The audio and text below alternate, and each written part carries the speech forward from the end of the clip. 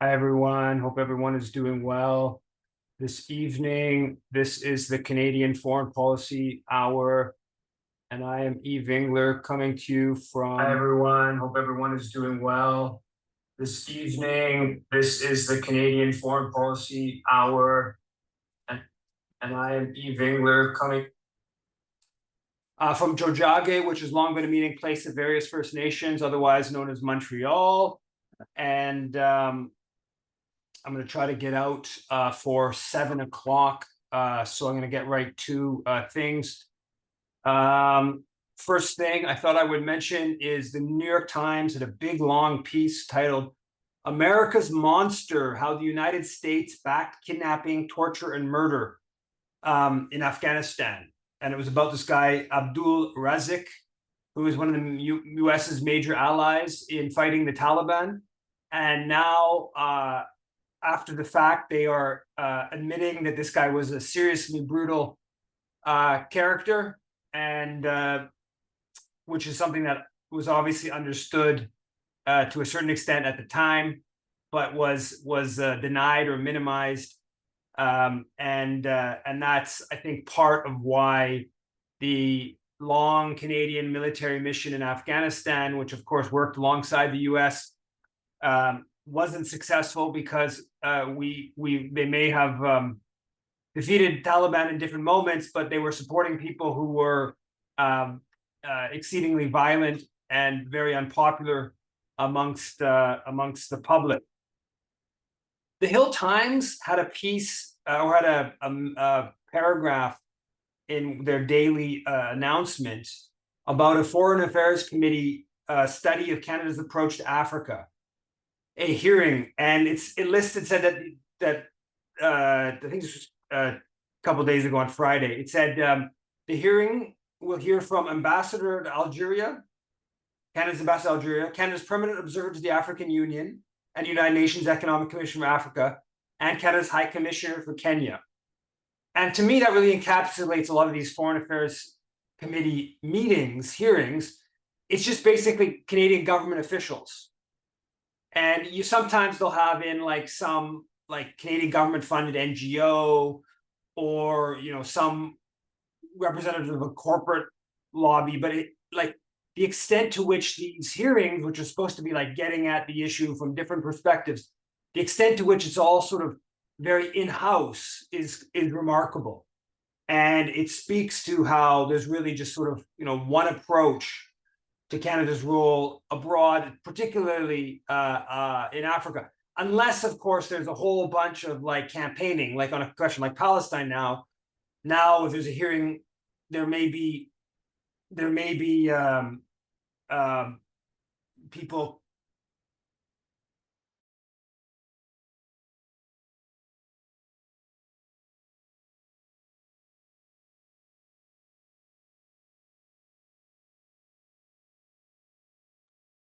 Sorry,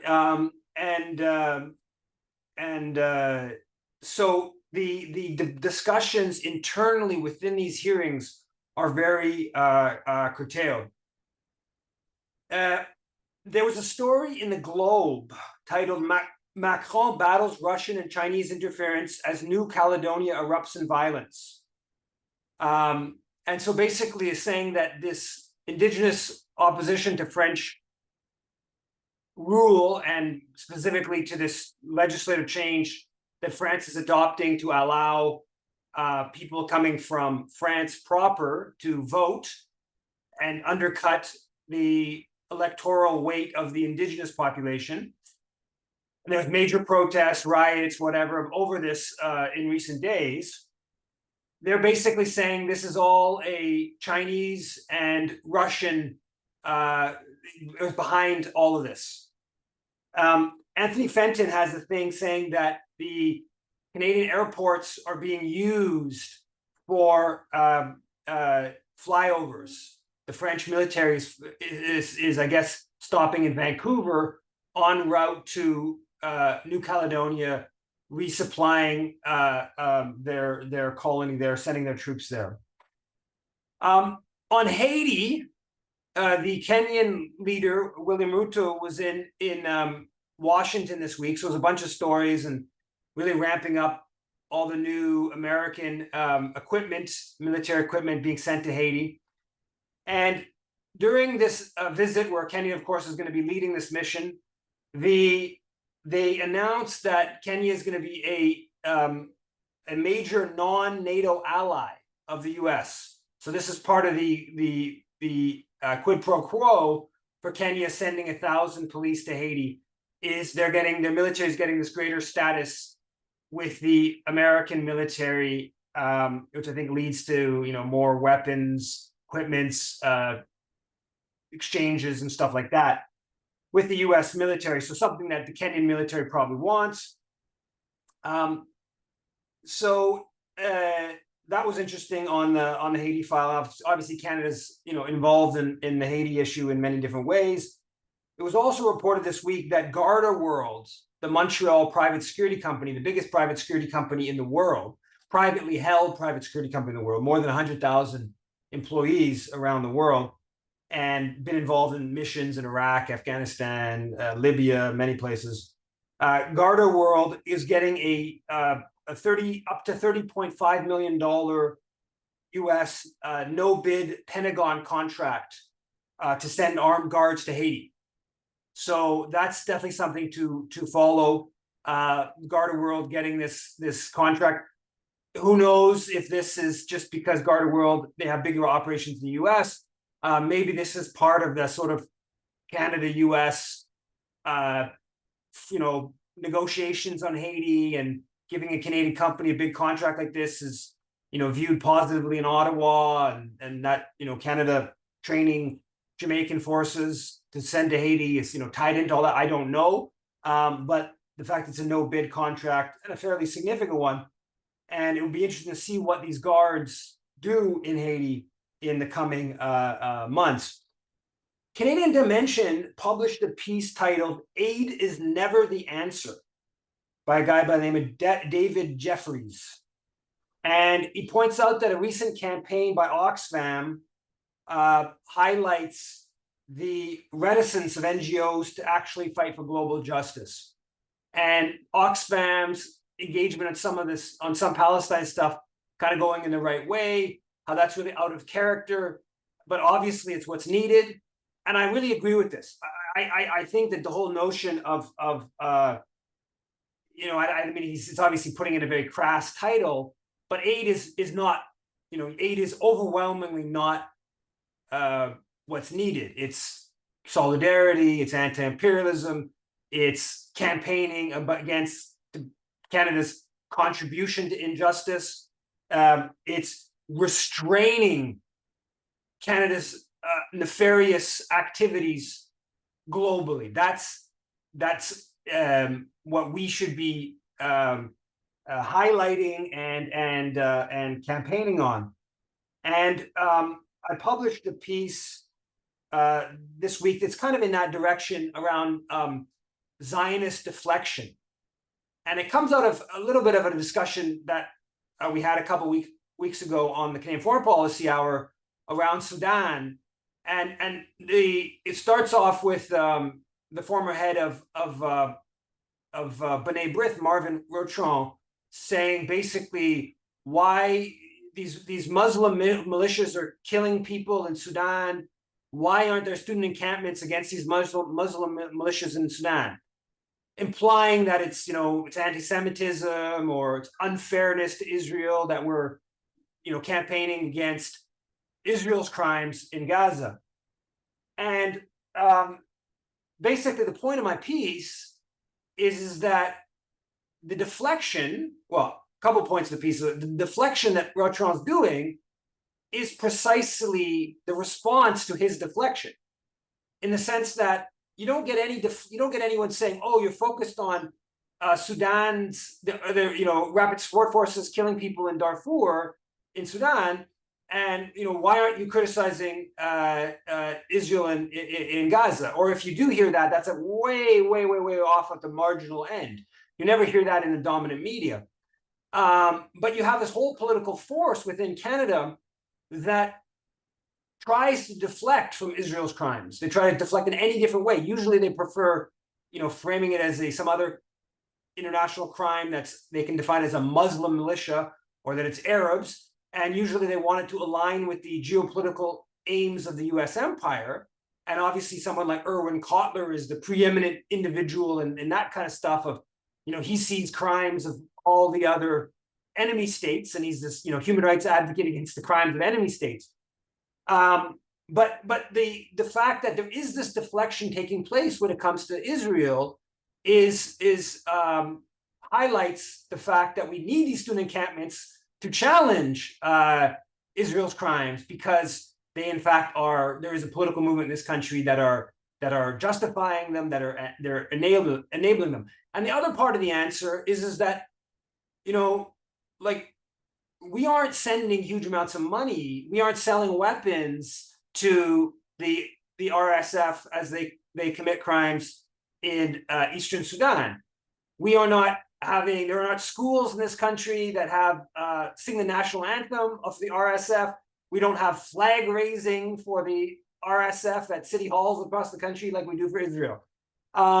So in the piece, I make the point that genuine internationalism is nationalistic, right?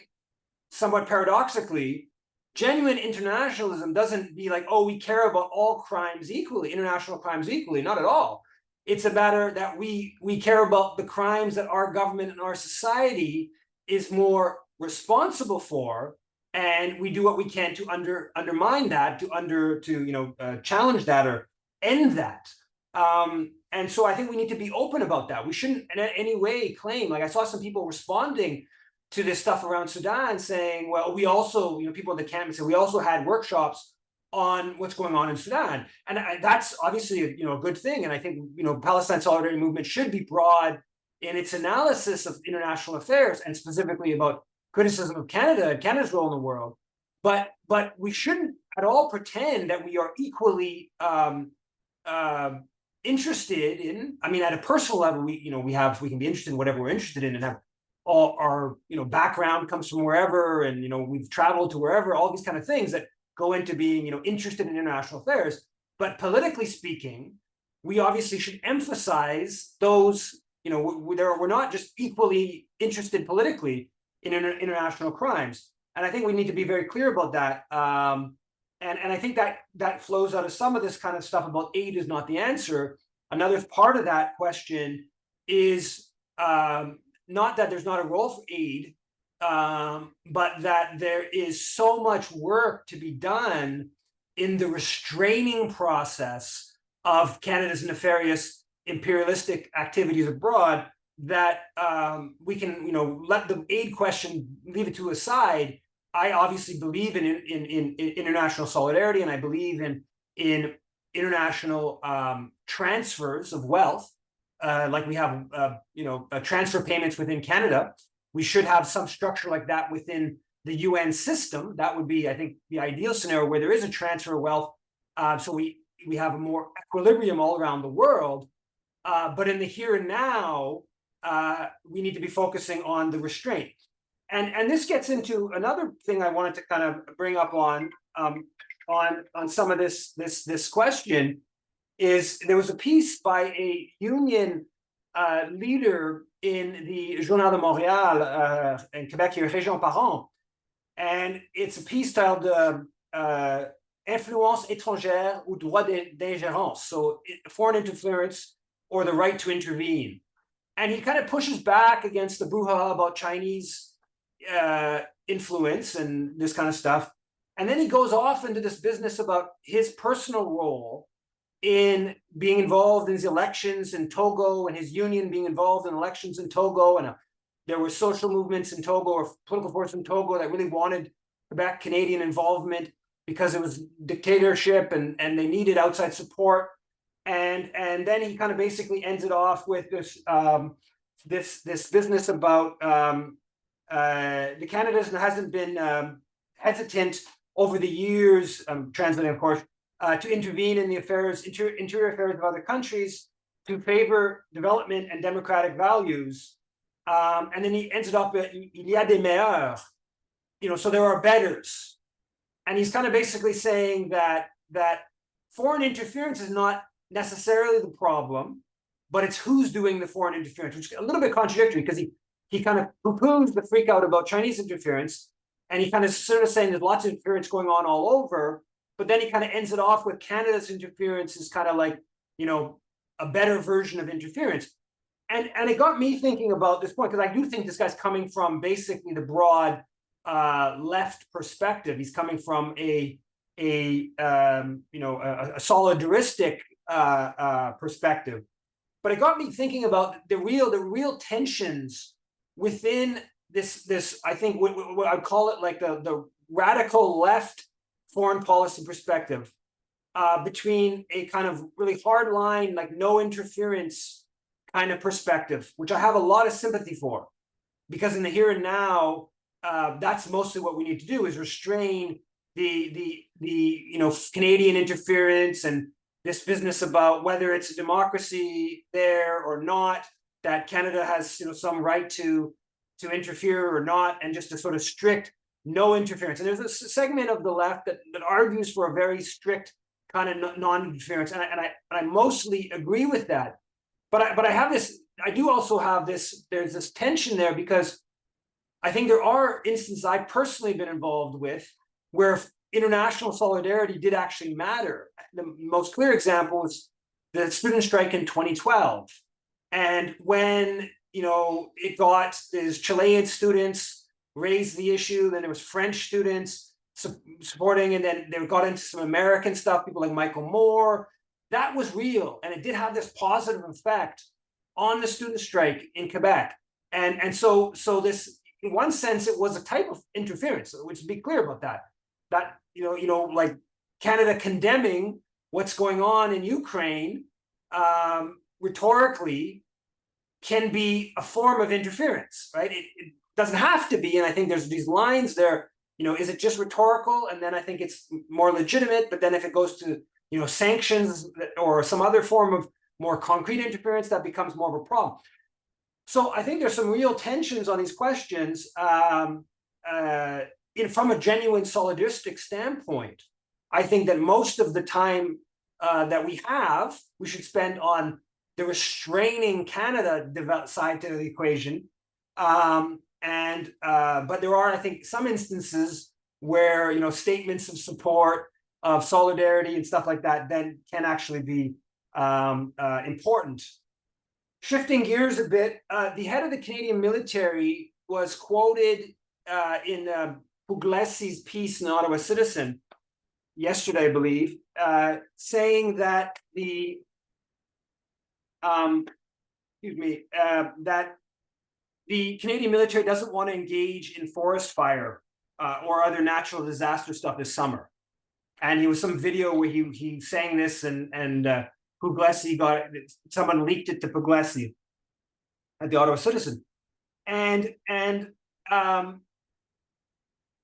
that doesn't surprise me, right? And what I posted on Puglisi's article was that it's almost like the only thing the Canadian military wants to do is support the U.S. empire's bid for world domination, and I think that is what they want to do. They don't want to be engaged in forest fire, even though Canadians, there's a segment of the military that understands that that's actually, when you do polling, that's what Canadians want the military to focus on. They don't want them to focus on foreign missions.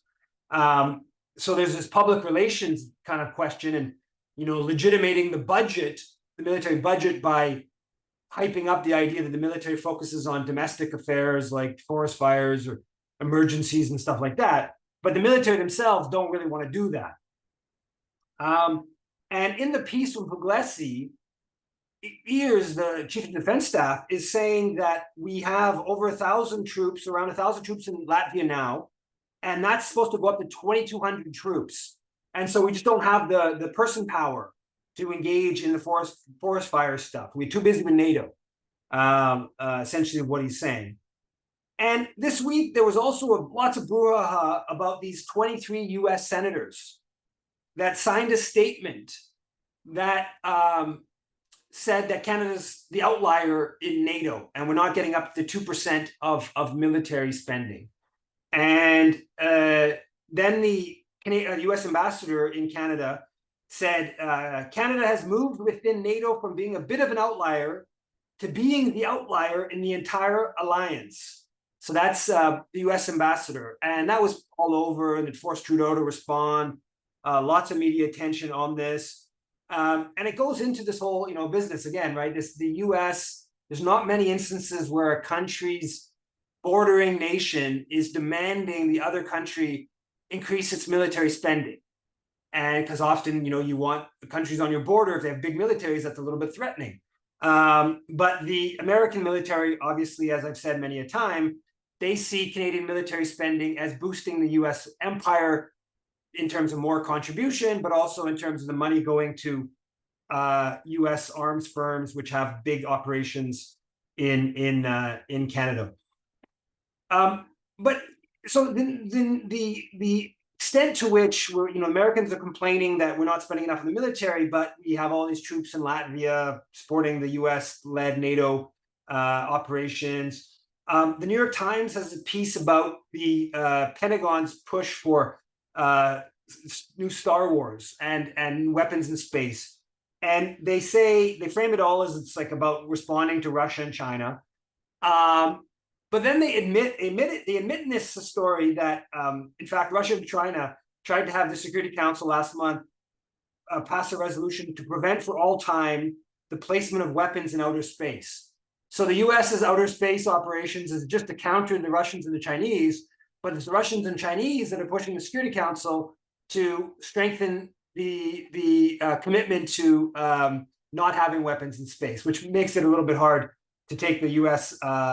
Seriously. And then in the story, they point out that the Pentagon is working to coordinate its so-called counter space efforts. Counter space, of course, they're not the aggressor here. It's the Chinese and the Russians that are the aggressor in terms of turning space into a battleground. The Pentagon worked to coordinate counter space efforts with major allies, including Britain, Canada, Australia, through a multinational operation called Operation Olympic Defender. And in my book on the Canadian military, I talk about this, and I don't really understand it, the technical side to all of this weapons and space business. But the Canadian military is taking space more and more seriously, and I believe they expanded the Space Command. They upgraded its status, kind of alongside the U.S. doing the same. So Canada, and this violates the I think it's called the Outer Space Treaty, a previous treaty about not weaponizing space. So the U.S.-Canadian operations probably violate that. The Wall Street Journal had a front page piece on Saturday about the plan to get $50 billion to Ukraine. And this is all about getting the Russian assets. And we talked about this before, it's been playing out very slowly. Getting the Russian assets, 300 billion or so seized, mostly in Europe, to the Ukrainians in one form or another. So what it seems like this agreement, according to the Wall Street Journal, is these Western banks are going to give big amount of money to Ukraine, with the interest on the Russian asset is going to pay the interest, or the profits and interest on the Russian assets is going to pay the interest on the loan, and then the Russian assets will be the collateral. So they won't actually be giving the Russian money the seized Russian money to Ukraine, but they're going to get bank loans based upon those Russian assets. And I guess there's some concerns about if there's a peace negotiation and the assets get returned to Russia, is it then going to be the G7 countries on the hook to be the collateral to pay back the loans for the money that they've loaned to Ukraine? So there's these different questions. Christian Freeland in the Globe and Mail story on, I forget, Friday, I think it was, there's a G7 meeting in Italy taking place right now, and the finance ministers, I guess, are there. And she says, quote, Canada's firm position has always been that Russia, the aggressor, must pay for the destruction it has caused. I wonder if she feels the same way about Israel in Gaza. I have a sneaking suspicion she doesn't. So this is all, again, part of the escalation process. there's a story, the Hill Times story. I couldn't read it. I don't have a subscription to Hill Times. I just have I get the daily announcement. But it says that Canadian MPs and senators lobbied U.S. arms makers to send more support for Ukraine. So they were pushing the Republicans to agree to that $61 billion bill. That's interesting. The NATO Secretary General has come out saying basically the weapons should be allowed to be used in Russia, and that's being pushed more and more. So they should just be bombing with NATO weapons inside Russia, which the Russians, of course, don't like that idea and see that as an escalation. The Journal de Montréal, I think it was, maybe it was Le Devoir, had a piece Russes s'exercent avec des armes nucléaires tactiques. So the Russians, we mentioned this previously, the Russians are doing maneuvers with tactical nuclear weapons. That's presumably their response to NATO countries talking about sending troops more and more troops into Ukraine, and giving Ukraine more latitude to bomb within Russia. So we still continue on this escalation dynamic that's pretty scary. The CBC had a piece titled "What's Behind a Historic Unusual U.S. Military Cash Transfer to Canadian Mines?" And it's all about the U.S. military has started pumping money, and there's bits and pieces have been reported on this, but pumping money into Canadian mining companies' operations on minerals that the Chinese dominate in. And because there's concern about the strategic question. And they talk about 2 Canadian companies that have received grants, like just straight grant money from the U.S. military with ostensibly no strings attached. Initially, they just get the money because they basically, the idea is that the Canadian mining operations wouldn't be competitive globally without grants from the American military, I guess, or the Canadian government, or whoever, somebody, to begin these operations for these minerals that the Pentagon thinks are strategic and that at some point might become important. And so in these agreements where the Americans are giving the grants is that if somewhere down the road the Americans to see this as strategic, they will then have first dibs, not for free, but they'll pay the market rate for the minerals, but they'll have first dibs. So if there is a war, and the CBC story, puts it in the historical context of World War II, where the Americans put a bunch of money into the aluminum processing in Quebec for military purposes. And so they're already framing this all as like setting up for a world war with China, of course. There's a story in the business pages in the Globe about this Canadian company, Solaris, that had financing from a Chinese company. And then the Canadian government brought the National Security Review, and Solaris has now abandoned its financing. So even if the review didn't finish it off saying you can't do this, the company just abandoned it because I guess it's too costly, too difficult, whatever. So that dynamic of Canada subverting the mining sector's relationship to the Chinese companies is growing more and more. There's growing tensions. The new Taiwanese leader made comments that were viewed as hostile by Beijing, and Beijing responded by more military exercises that I guess are setting up maybe for a potential invasion, clearly trying to send a message. And in this story about the growing sort of conflict between Taipei and Beijing, the New York Times piece points out that Taiwan has seen more and more of its official diplomatic allies picked off by Beijing. That meaning that they've gone from recognizing Taiwan as the representative of China to recognizing China as a representative of China, but also enjoyed considerably more support from the West than in the past. Mr. Lai, the new leader in Taiwan, inauguration was attended by lawmakers and officials from the US, Canada, Japan, and multiple European countries. So Canada's right there in pushing for a more bellicose kind of Taiwanese position, independence kind kind of position rather than just sticking with the status quo. The Canada Files has a piece titled "Canadian Organizations Oppose Rim Pack Practice for War on China." That's the big Asian naval exercise, annual exercise, and Canada's been part of it for many years. And there's some opposition taking place to that. On the Palestine question, I've taken too long already, but on the Palestine question, obviously many different developments.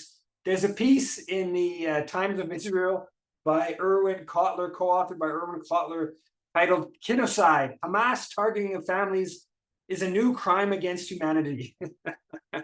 So Kotler is saying that the Hamas operations on October 7 was trying to wipe out Israeli families, and there should be this new genocide brought to, I guess, to the definition of international crimes. And of course, the Israeli destruction of something like 200 entire Palestinian families, where they wiped out 50 to 100 members of the family, that of course is not genocide. It's the Hamas operations, according to the great moral force of Canada, Erwin Kotler. And according to Max Blumenthal, this is where I found about it. I was sent to me by someone, but Max Blumenthal tweeting about this op-ed. It's co-authored with this El-Kaim Levy, which the Gray Zone piece about her. Was titled "Israeli Propagandist Behind Hamas Mass Rape Narrative Exposed as Grifter Fraud." So this is the person that Kotler's writing with, is the main person behind this claims of mass rape on October 7th, which doesn't have a basis in fact.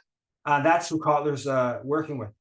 On the CBC, as I mentioned last week, the breach piece exposing, which I did read, very good piece about the person who resigned from the CBC back in November over their horrible coverage on Palestine and the genocide.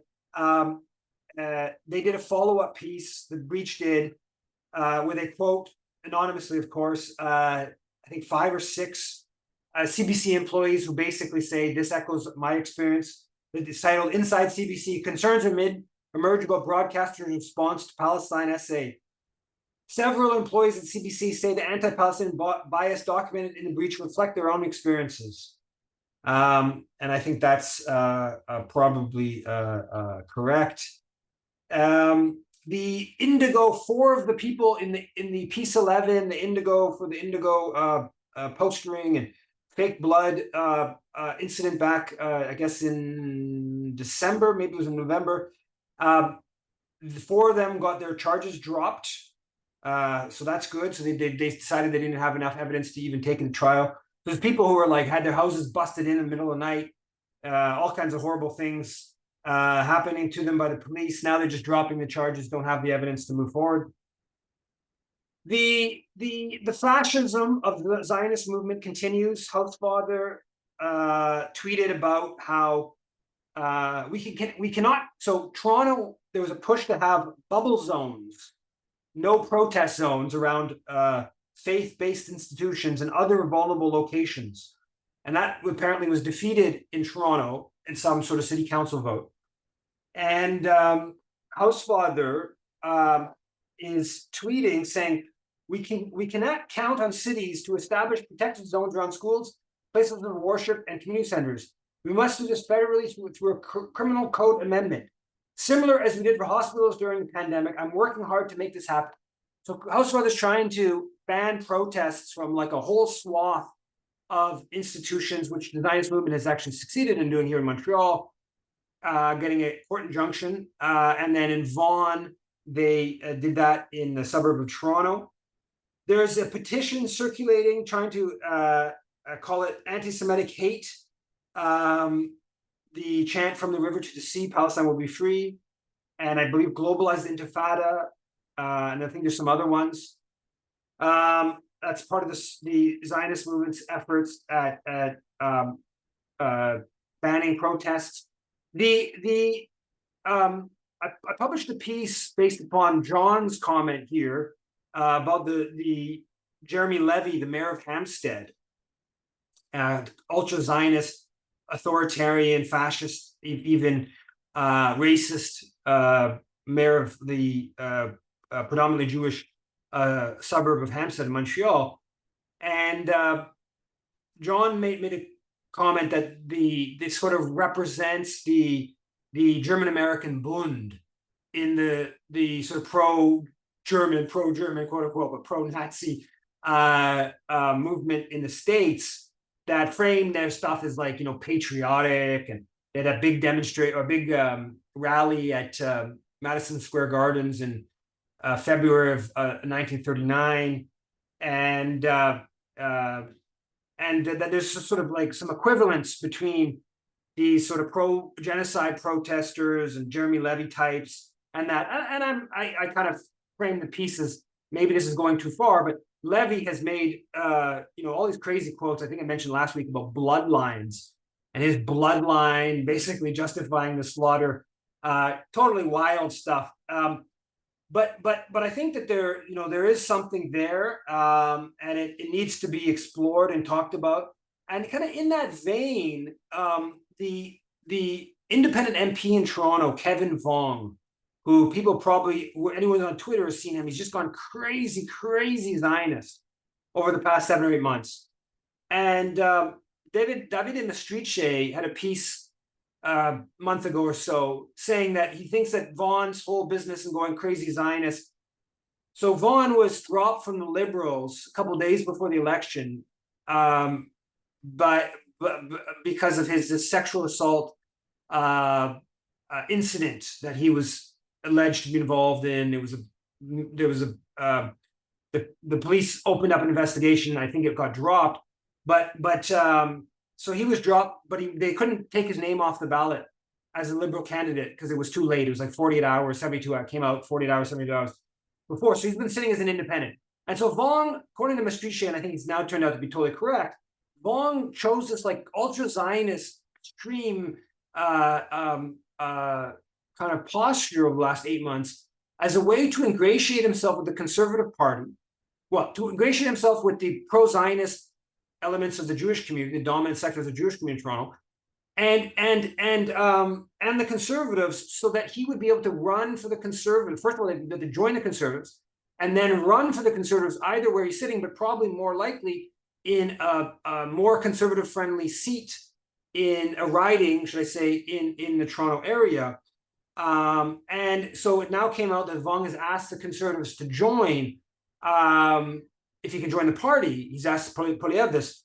And it speaks to the fact that, this is insane, right? So your posture to like overcome all this taint of this sexual assault that you have with you, all this political baggage there, is to just be like a arch supporter of Israel's Holocaust in Gaza. Like that's the calculation. And that seems to be a calculation that's working for Vaughn, where he may get to join the Conservatives and then maybe not just be a one-term MP and continue on, which seems to be his ambition. And so, but this speaks to the social base. There is a social base of Jewish Canadians who are insanely pro-Israel. Like it's no matter what Israel does, drop a nuclear bomb, white kill everyone in Gaza, doesn't matter. And they, of course, are being supported by non-Jewish, just right-wingers, imperialist-minded people, Christian Zionist influence. There's a whole other segment of political life that they're being emboldened by. But there is also, let's be really clear, there is a Jewish social base there that's an important part of all of this. So it's just to get within this sort of fascistic Zionist fascism and the pro-Israel fascism that we're seeing, and that kind of consolidation, or the not consolidation, but the constellation maybe of political forces is quite fascinating to see, and we obviously need to be clear about that and be aware that that there is these forces that they would have Canada become, if not full-on fascist coup, substantially more authoritarian than it is currently, if that protects Israel from criticism, if that protects Canada from continuing enabling Israeli crimes, etc. There was a formal complaint delivered to the Canada Revenue Agency around United Israel Appeal of Canada, that's an organization, the biggest single Israel-focused charity in Canada, raised $1.5 billion between 91 and 2022. And there was a formal complaint submitted around that to the Canada Revenue Agency to investigate their charitable status, and that's important. There's the public letter calling on the CRA to follow that I think people should sign. And the whole question of the charitable status thing, it's just a remarkable. The more you look at the number of Canadian charities sending money to Israel, the amounts of money going, this is all, of course, being subsidized. It's really just a sort of unique dimension in Canadian support for any country. This is a very wealthy country, Israel, equal GDP, and there's just huge sums of state-assisted wealth transfer that's been going on for so long, really. Like since '67, there's been registered charities who've been subsidized by taxpayer. But this actually began way earlier, right? If you go back to the late 1800s, early 1900s, the Zionist movement in Canada, well, that was actually the Christian Zionist, the sort of main founder of Zionism in Canada, Henry Wentworth Monk, who was a Christian Zionist. His thing was about setting up what essentially becomes the Jewish National Fund, which is a raising money in UK, Canada, US, wherever, to colonize Palestine, to help the Zionist movement colonize Palestine. And Canadians started sending money early on through that colonization process. And then that starts picking up really with the Balfour Declaration in 1917. The fundraising just increases rapidly in Canada. Then there's the Jewish National Fund set up in 1901 and the Canadian branch in 1910. And they're involved in this huge purchase, very controversial land purchase in the late 1920s. That actually led to the major Palestinian strike in the early 1930s. And so this is the whole process. People are probably familiar with Canada Park. And this just continues on today, right? This money, this wealth transfer from Canada, which in 67 has been state subsidized, to the colonial process, the dispossession of Palestinians. And so that's a whole question that the United Israel Appeal, which most people have never heard of, but it's raising between $50 and $100 million every year for projects in Israel, some of them supporting West Bank settlements, Israeli military. On the question of the encampments, there's a lot of development going on that front. You see this the U of Toronto moving against the encampment, threatening today. They're going to the court injunction. Big rally. The Ontario Federation of Labour really stepped up. Had a rally this morning. The president, very good statement. We'll see where that goes. The UQAM, there was an injunction today at UQAM. They got a partial. UQAM won the injunction, but it's not to actually take the camp down, but to curtail the encampment. There's 3 camps that have now had some degree of negotiation. I think this week, McMaster and Queen's added to Ontario Tech. And there's a lot of criticism about the McMaster, the deals they got. And, there's sort of pathways to divestment, but it's really not very solid commitments from the administration.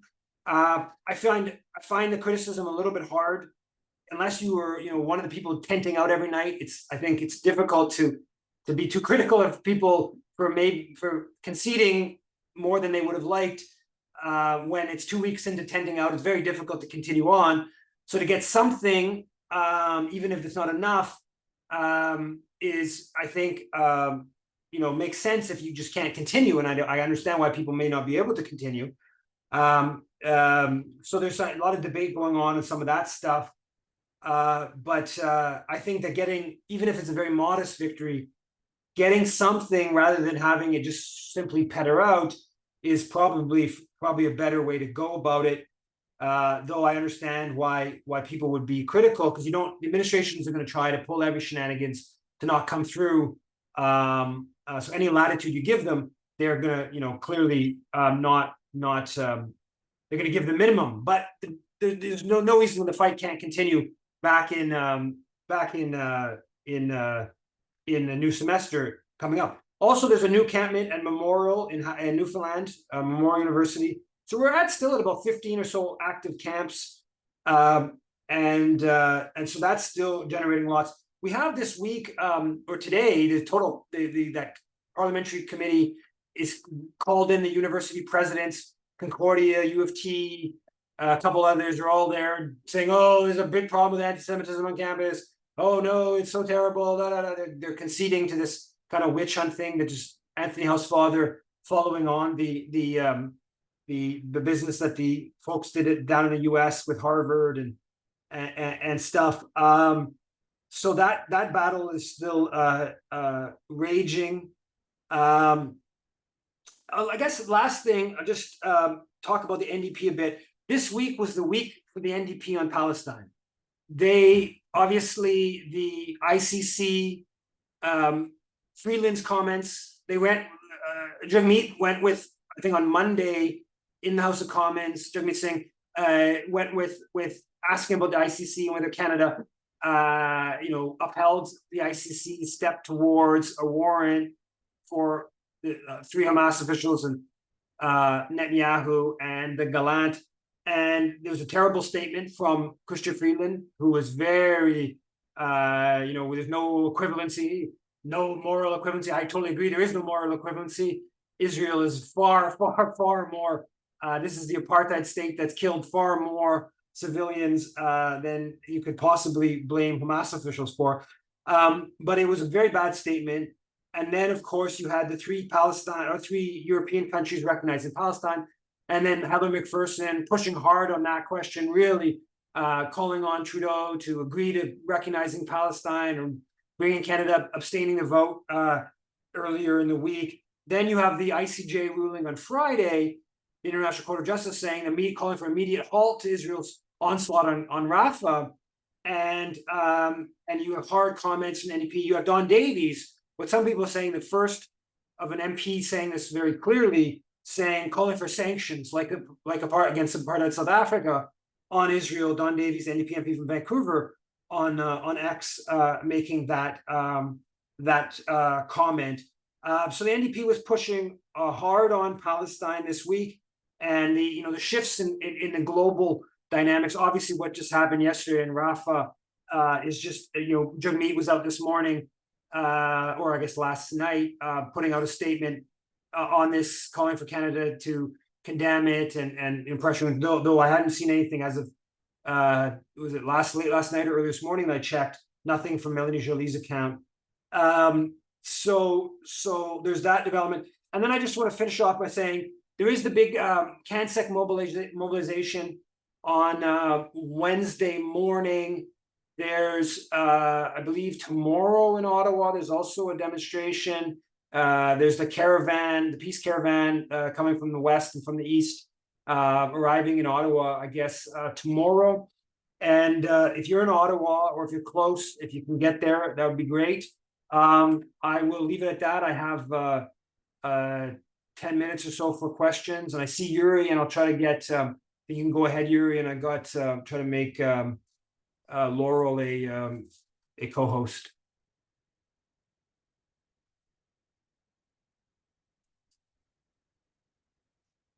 Okay, sorry about that. Can you hear me? I can, yeah. Okay, perfect. Okay, all right. Here are my questions, and you can answer whichever or reject whichever. Eve, I wanted your thoughts on Salman Rushdie's comments on Palestine, and were you shocked by his comments or not surprised? And has anyone in the world of hockey been calling for a sports ban on Israel? Because what's his name? Gary Lineker, popular BBC sports journalist and former football player, has called for Israel to be boycotted and banned from football and all sports. And what does that mean when countries recognize Palestine? Does that mean they want it back to the 67 borders, or are they de facto still propping up the two states delusion? Yeah. Well, that would be they would be calling for 67 borders. They would be calling for a Palestinian state in the West Bank and Gaza. That's usually what it implicitly means. But I think what it does is it means that they'll have like an ambassador or high commissioner versus just a representative in Ramallah. And there's some other, I think, diplomatic things that come with that. So it's adding some political weight behind the notion that I guess Israel should, respect 67 borders. I haven't seen anything on the hockey world in terms of that. Definitely not. There was a thing about Israel being denied to some tournaments. I can't remember what the hockey tournament was a few months ago. There was a big kerfuffle about that, and I believe like some of the NHL kind of world stepped in and pushed back against that. In terms of Salman Rushdie, I haven't followed him that much. It's not that surprising. I saw the headline, I didn't really follow his comment. It was a really bad comment about, shouldn't recognize Palestine because, I don't know, terrorist state or something like that. Yeah. And it doesn't surprise me. I kind of think that that's, part of why he's always been upheld by the Western establishment, is because he's sort of like his, criticism of Iranian religiosity is sort of aligns with the Western imperialism. Yeah. Okay. Eve, I just wanted to ask you a question. I was listening to Dimitri, who had a really good interview with what is his name, Latif somebody. He's a Lebanese guy, Lebanese Canadian, I think. Anyway, he was talking about the ICC ruling, and it's not a nothing burger, but it is really just focusing on the issue of starvation, not all the other things that Israel's been doing. So, and he was mentioning that it was preceded by this lengthy condemnation of all the things that Hamas has done. So it's really on October 7th. So it's really kind of ugly. But I was just wondering, because I don't know if I missed something. I'm having a hearing problem at the moment. Did you say, has Canada come out to condemn the ICC ruling, or did you say Melanie Joly hasn't said anything? No. So Chrystia Freeland responded in the House of Commons to Singh's comment about whether Canada will respect it by making quite a bad comment of sort of saying no moral equivalency and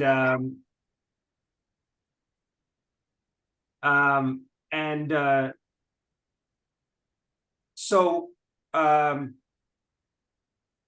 it was quite a bad comment from Freeland. I guess Trudeau wasn't in the House and Joly wasn't in the House that day, and she was basically kind of like, effectively, it was like criticizing the ICC for bringing Netanyahu and Gallant, which not even, it's only the step towards getting the warrants. And unlike like the French and the Germans, who my understanding is they said if the ICC brings a warrant, we are going to arrest Netanyahu if he comes, right? And I understand that's kind of more what a bunch of the European countries said. And so they're just sort of, the position that Trudeau took on the ICJ ruling was a better position, where he basically said all countries are obliged to follow ICJ rulings, which I think is maybe partly because it's just sort of gotten pushed back on the ICC, and then the Palestine NDP pushing on the European countries recognizing Palestine, sort of just growing kind of discontent. And so they felt the need to just sort of state, it's not it's nothing nothing controversial to say that the rulings are, you know, are binding. I mean, that's how the international legal system works, whether anyone can enforce it or not. But so to just say that is pretty minimal. But yeah, so that's I think kind of the position of the ICC. I know, yeah. And so to your other broader point, I didn't follow it very close. did an interview with Dimitri about the ICC stuff, and Dimitri was very critical of Karim Khan's you know, what he did. And I haven't really kind of delved deeper into the specifics. I mean, to me, just on the face of it, it's absurd to have 3 Hamas officials and 2 Israeli officials, right? That on the face of it, that's crazy. And then the fact that it's only things after October 7th, you know, all the crimes that Israel committed before that. I mean, you know, Israel have been brought to the ICC, Israeli officials have been brought to the ICC, you know, years before, and there's been a whole push there and Canada push there. So all of that, and then of course, they're not looking at the question of genocide. Also, and my understanding is all kinds of the packaging around it, where you hyped up the Hamas, even like I think hyped up the Hamas sexual violence and stuff like that. You know, all the kind of optics around it too are all very odious. So, you know, I go with I agree with Dimitri's point that, you know, anything that was gotten from Karim Khan was because there was like people were like, you know, this is just outrageous that you haven't done anything on this file. This is becoming a total embarrassment, and it was because of by building pressure. So I totally agree with that. So we shouldn't just be like, oh, great, Karim Khan, and you've done this. You know, that we should be pulling more and more pressure. And you know, if you want to actually keep moving the process forward, because it can take forever if he wants to, which may be what he's planning on doing, then you know, like that's all. But having said all that, I do think there is something here, like getting you know, the idea that Gallant and Netanyahu could be arrested when they come to Canada, that having that, you know, out there as just a sort of, you know, idea and stuff like that, and that's so legitimizing that does mean something in the, you know, in the political domain.